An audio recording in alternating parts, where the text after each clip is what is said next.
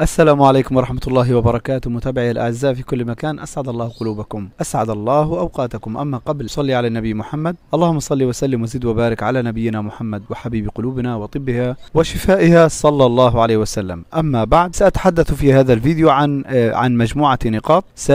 الآن موجز لهذه النقاط لكي تتابعوها للنهاية. بداية، الشجرة أو النبتة التي خلفي هي نبتة النيجر، والنيجر هو طعام للحسون، سنعرضها عليكم قبل قليل. ثانيا، عملية التزاوج التي تحدث في وجود الفراخ بعمر أسبوعين، وتكون الأنثى تريد أن تجمع عش جديد أو لا تجمع. كيف نتعامل في هذه الحالة عندما يلقح الذكر الأنثى في وجود فروخ بعمر أسبوعين؟ إراحة أنثى الكناري. العديد من المتابعين يستصعب في إراحة أنثى الكناري، سنتحدث عن هذا الموضوع. ثم عملية تفقد العش إذا كان به بيض أو فروخ أو البيض على وجه تفقيس أو ما شابه. وأخيرا وليس بآخر، طبعا وضع التاريخ وإطفاء النور ليلا والمخاطر التي نقع فيها.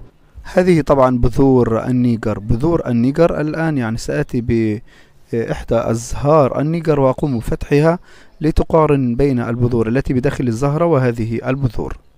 هذه زهرة يافعة صغيرة قبل أن تقترب على النضوج. هذه أزهار ناضجة. هذه نبتة النيجر التي يأكلها الحسون والكناري. طبعا هذه النبتة بكاملها كلها من بذرة واحدة. الآن سأقوم طبعا بأخذ إحدى الثمار وأقوم بفتحها بجوار البذور الجاهزة التي قمنا بشرائها. طبعا متابعي الأعزاء، لو نظرنا إلى الحبوب الناضجة التي صورناها قبل قليل، هذه الحبوب السوداء، وهذه بجوارها حبوب بيضاء. هذه الحبوب البيضاء لم تنضج بعد بسبب برودة الجو. لم تنضج البذور جيدا من نبتة النيجر. المهم نقلنا لكم المعلومة بشكل نبتة النيجر. طبعا تقوم بعض الذكور بالتزاوج مع الأنثى في عمر صغير للفروخ، يكون عمر الفروخ حوالي أسبوعين، مثل هذا العمر تماما.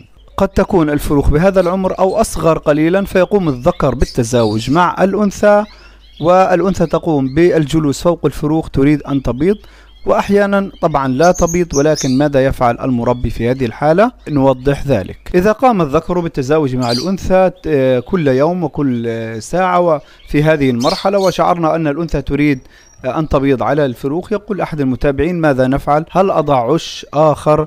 نقوم بفحص الأنثى. إذا كان بطن الأنثى منتفخ لدرجة أنها ستبيض، نقوم بوضع عش آخر للأنثى، ولكن في حال وجود الذكر مع الأنثى، وأن يكون الذكر يطعم بقوة. عملية إطعام الذكر للفروخ قوية جدا. في هذه الحالة بإمكاننا وضع عش آخر والاستفادة من الزمن، فيقوم الذكر بتلقيح الأنثى، والأنثى تقوم بعمل عش آخر وتبيض في العش الآخر، وتكون الفروخ لا زالت لم تخرج من العش بعد، أو أنها تريد أن تقفز من العش، أو في بداية خروجها من العش وتعلمها الفطام. ولكن الأنثى في هذه الحالة تكون قد لفت الخيوط ووضعت القطن ووضعت البايض بإذن الله المخصب. يتابع الذكر إطعام الفروخ، تتابع الأنثى الرقود على البيض. نضع عازل بين الذكر والفروخ والأنثى لكي لا تدخل الفروخ على الأنثى فتتبرز فوق البيض فيفسد البيض. في هذه الحالة يتمم الذكر إطعام الفروخ ويقوم بفطمها، وما أن تفطم تفقس الفروخ الجديدة. نكون قد استفدنا من العامل الزمني ما بين البطن الأول والبطن الثاني. احذر متابعي العزيز، يجب أن يكون الذكر يطعم مع الأنثى أساسا إطعام كامل وقوي، ونرى أن الذكر إطعامه بقوة الأنثى أو أقوى منها، ليستطيع بعد ذلك أن يفطم الفروخ.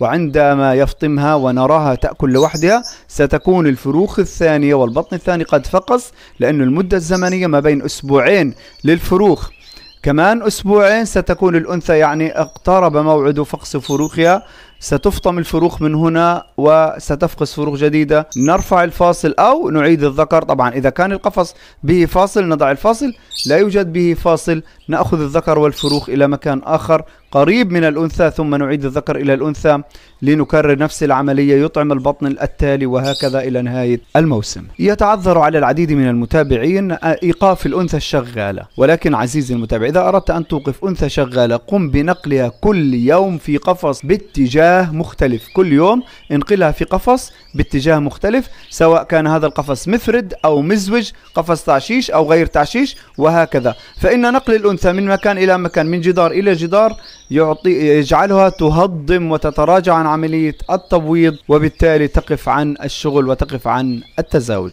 أما عن تفقد الأنثى وهي بايضة وتحتها بيوض أو تحتها فروخ، فهذا أصلا واجب، يجب عليك تفقد البيض، تفقد الأنثى كل يوم.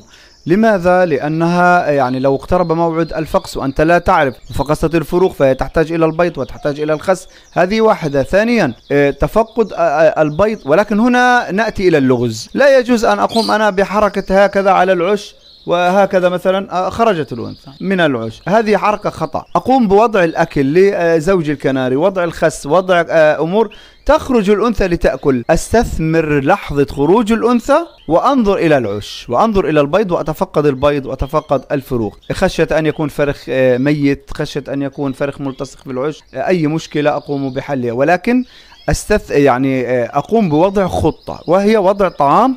أضع مثلا أوراق الخس، تخرج الأنثى لتأكل، تمام، حين أتفقد العش، وليس كما فعلت أنا قبل قليل بهذه الحركة التي تزعل الأنثى وتجعلها تخرج بسرعة منها. إذن لا بأس بتفقد العش كل يوم، تفقد العش، ولكن عندما يعني نستثمر خروج الأنثى من العش بإرادتها، خروجها بإرادتها، ثم ننظر إلى البيض وننظر إلى الفروخ. طبعا وضع التاريخ مهم جدا على العش. 12/12 البيضة الثانية، 12/12 البيضة الثانية، تمام. إذا وضع التاريخ مهم جدا على العش لنعرف متى ستفقس الفروخ ولا ندخل في دوامة.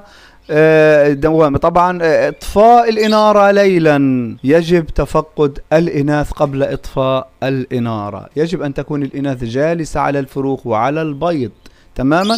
نقوم بإطفاء الإنارة مرة ثم نشعلها، نطفئ ونضيء، نطفئ ونضيء حتى تنام جميع الإناث من حركة الإطفاء والإضاءة والإنارة. نطفئ وننير 3 إلى 5 إلى 7 مرات حتى نتأكد أن جميع الإناث قد جلست على البيض، ثم نقوم بالإطفاء التام ونتحرك بكشاف صغير نتأكد من أنها قد جلست جميعها على البيض أو على الفروخ، وبالتالي نأمن بذلك عملية موت الفروخ بسبب البرد الشديد. لا تنسى اللايك، لا تنسى الاشتراك في القناة إن كنت تراني للمرة الأولى. هذا والله الموفق، والسلام عليكم ورحمة الله وبركاته.